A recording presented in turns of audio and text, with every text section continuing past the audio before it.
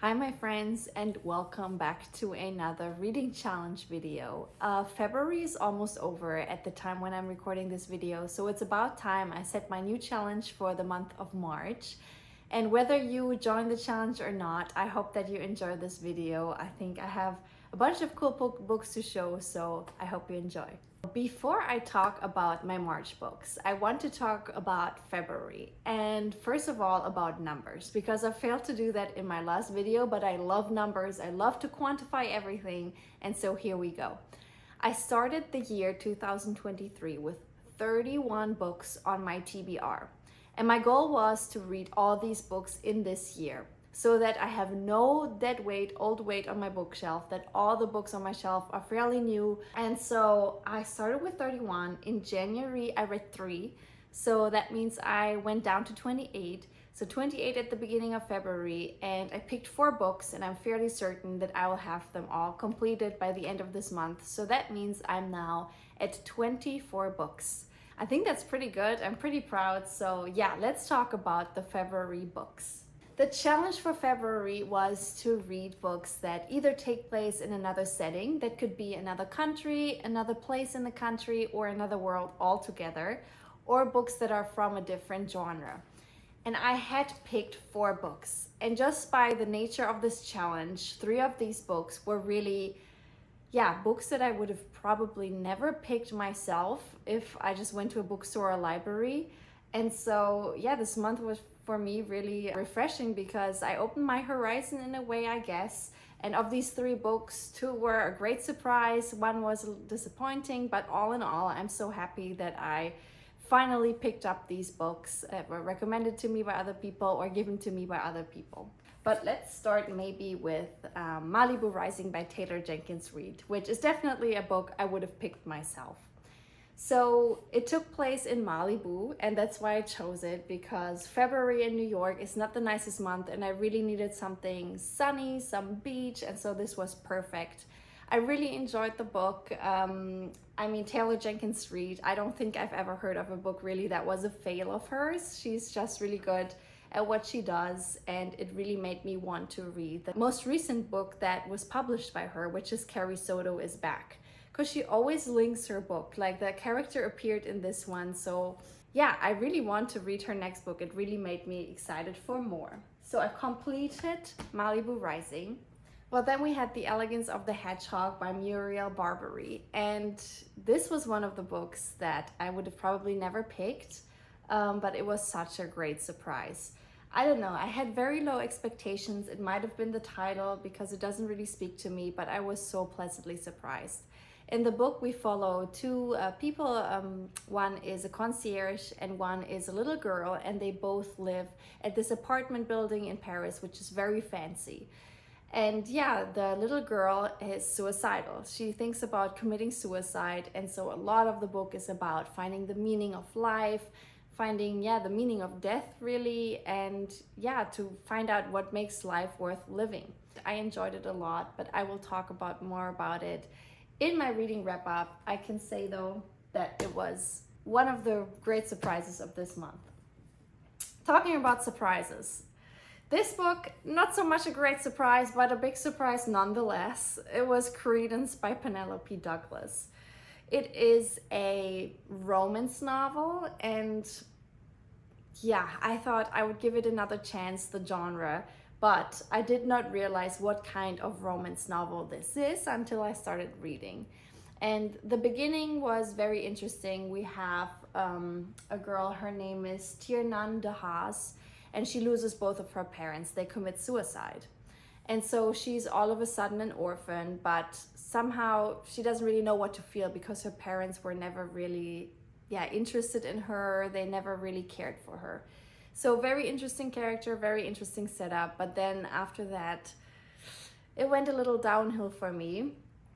More about that in my reading wrap up. I can tell you this much. I did not finish it. I read it, you could say up to about 2/3, and then I stopped because the story just took a turn or went in a direction that, I don't know, didn't interest me, bored me a little bit. I felt it was the same thing, but I don't want to blame the book too much because really I should have known it's not for me, but I'm glad to have this off of my shelf. Now, the last book of my February challenge was Dragonflight by Anne McCaffrey, and I am still reading this book. I think after I finish filming this, I will read a little bit, and I'm fairly certain that I will finish this book today. It was recommended to me by a friend, and it is high fantasy, you could even say science fiction, so definitely a genre that I don't really read, and I'm not sure if I've ever read a book like this. And yeah, I was also pleasantly surprised here. I enjoyed it so far.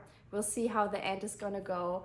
But yeah, I'm so excited that I finally read some book from this genre. I'm not sure if I will continue reading the series because I think it's the first one in a whole long series. But I definitely don't regret picking this up. And so thank you very much for the recommendation. I will give you my final review as with all the other three in my reading wrap up.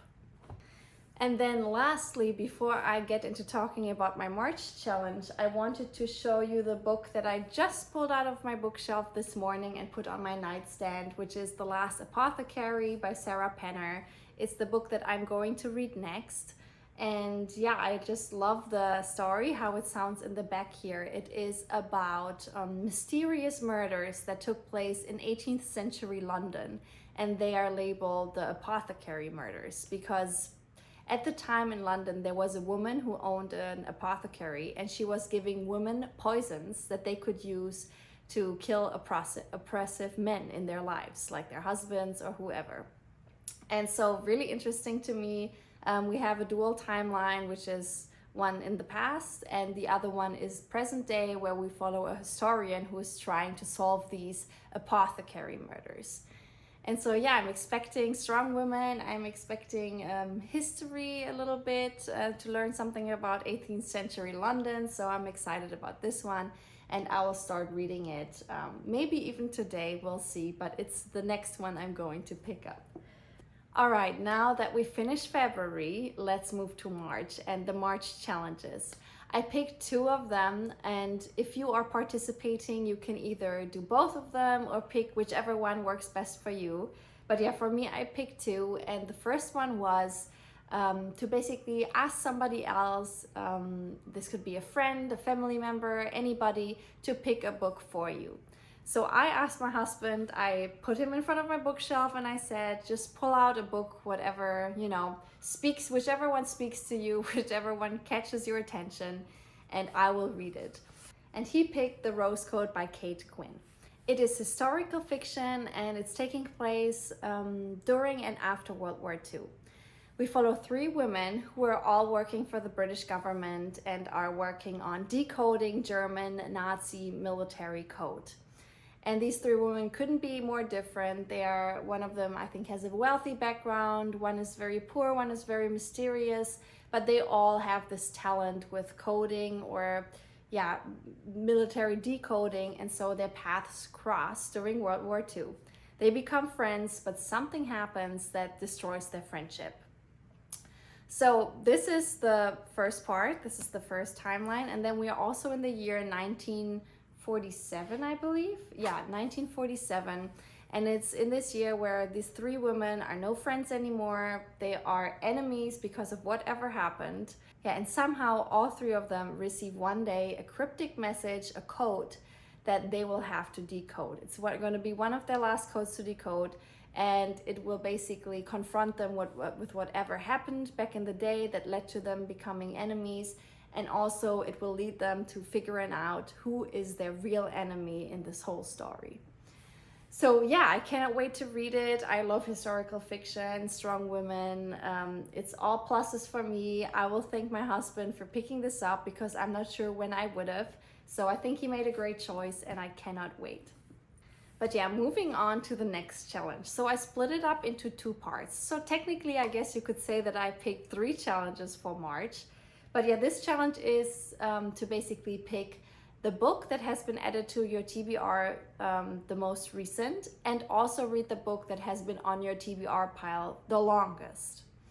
So it cost me a few brain cells to figure out which book has been on my TBR pile the longest, because it's been a while, but I'm fairly certain that it is The Girl with the Dragon Tattoo by Stieg Larsson. I know it's a well-known story. People have read the book, they've watched the movie with Daniel Craig. I haven't read it or watched the movie, so it's a new story to me, but I feel like I finally have to close my knowledge gap and read this book because it should be right up my alley. It's about Michael Blomkvist, who is our protagonist, who gets hired by one of Sweden's most wealthiest, most influential families to investigate the disappearance of one of their family members. And yeah, I mean, I love a good mystery investigation, and also the setting with wealthy families and their hidden secrets maybe, so I cannot wait. And yeah, I'm looking forward to this one also. Yeah, and then when I had to pick my book for the most recent addition to my TBR, I ran into a little problem because I wasn't sure if I should pick the last book that was part of my original 31 that are, you know, the main reason why I'm doing this challenge, or if I should pick the book that is really the most recent addition to my bookshelf. Because last month, when I went to the bookstore for my weekend vlog that I filmed here for YouTube, I also bought a book. So I decided, what the heck, I'm just going to put both books on my challenge. So for one, we have The Curious Incident of the Dog in the Nighttime by Mark Haddon. In this book, we have a very special protagonist. It's a boy who, yeah, is special in the way that he's very intelligent. He knows all the countries in the world. He knows all the prime numbers, you know, very intelligent, but at the same time, he doesn't really know how to read human emotions, and also doesn't like to be touched. So it sounds like he is autistic in a way, maybe. And yeah, just reading his description made me want to buy this book when I saw it in the bookstore, because it reminded me a little bit of The Perks of Being a Wallflower, which is a book that I read last year, which I loved a lot. So yeah, I cannot wait for this one. And the basic story is we have this protagonist, and in his neighborhood, one of the neighborhood dogs turns up dead one day. And I guess he thinks that maybe there were some mysterious circumstances involved, and he starts investigating his death, the dog's death. And yeah, I mean, it sounds amazing to me. I'm interested to see what the author did with this premise. And yeah, I already like the main character, and I haven't even read anything about it. So we'll see how I like this. And then at last we have Tomorrow and Tomorrow and Tomorrow by Gabriel Zavin. And this book I have seen everywhere recently. It's all over YouTube. People are raving about it. So when I saw it in the bookstore during my weekend vlog, I could not resist. I had to get it. And yeah, I cannot wait to read it. And that's probably why it's part of my March challenge, because I did not want to put this off. I have to know what it is about. The premise sounds very interesting. We follow two friends that have been, friends since childhood. Their names are Sadie and Sam. And I guess they lose contact, but then in college they meet again, and they decide to do this project together to make this film that's called Ishigo. It becomes an overnight success. It's a blockbuster, and all of a sudden Sam and Sadie are wealthy, famous, and yeah, you would think have everything that anybody could ever ask for. But it says here, Sam and Sadie are brilliant, successful, and rich, but these qualities won't protect them from their own creative ambitions or the betrayals of their hearts. So yes, even if you have everything, things can still go wrong. We follow Sam and Sadie over a time span of 30 years, and I guess we see how their friendship and their love for each other develops, how it struggles. And I just love stories where we don't just see a glimpse of a character's life, but really a major part of it. So I love that it spans over 30 years, and I just cannot wait. As I said, I have high expectations. I know it's a love story, and I'm not really into romance, but it sounds like a very unique, special one. I'm interested to see if it can live up to my expectations, but that I will tell you next month in my reading wrap up. Alright, so we're at the end of my video. I hope you enjoyed. Maybe you know some of the books I held into the camera. Let me know down below what you thought of them if you do. And as always, I wish you guys all the best. Have a great week and stay safe, stay healthy, and bye bye.